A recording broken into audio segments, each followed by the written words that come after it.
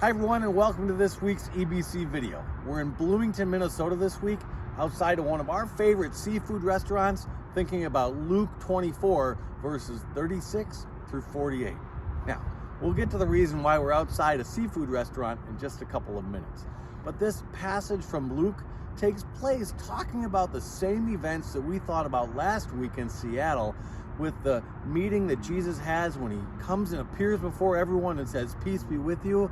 Except in Luke, it isn't told with doubting Thomas. It's told in a slightly different way, from a different perspective. So let's take a little look at that. Here's what happens. All right, the passage starts really kind of in an interesting spot because it just starts in the middle of the disciples are talking to themselves about these things. And it doesn't say what these things are right at the beginning. Instead, what happens is we already heard just before these verses that Jesus had met the people on the way to Emmaus, and he appeared to them, and they didn't recognize him, and then he opened their eyes to see who he was.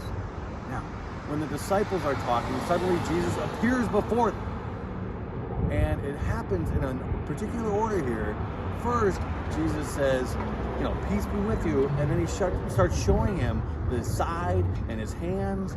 And that doesn't seem to be enough. The Bible describes in Luke that the disciples are still terrified and kind of doubtful still.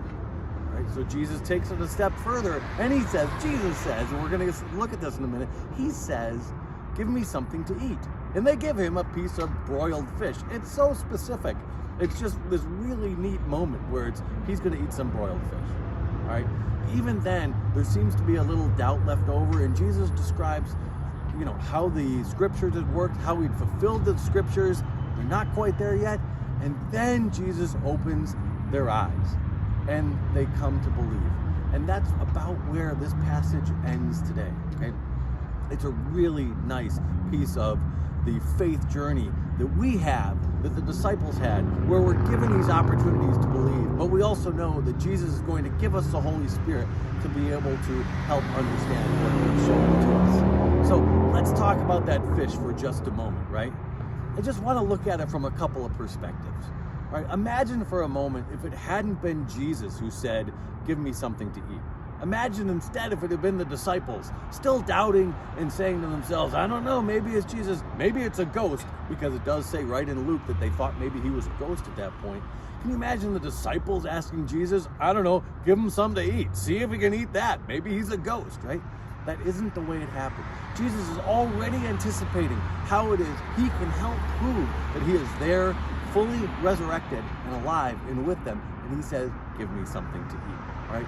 Pastor Kim had a great sermon last week, and one of the things that she emphasized about Thomas was that Jesus was willing to do for Thomas what Thomas asked in order to help him believe. And in this particular telling of this same story, Luke emphasizes something that's even one step further. Jesus anticipates what will help us believe and offers to take something to eat if it will help the disciples come to believe.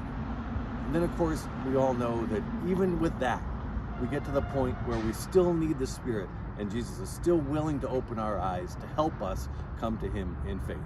Everyone, have a fantastic week.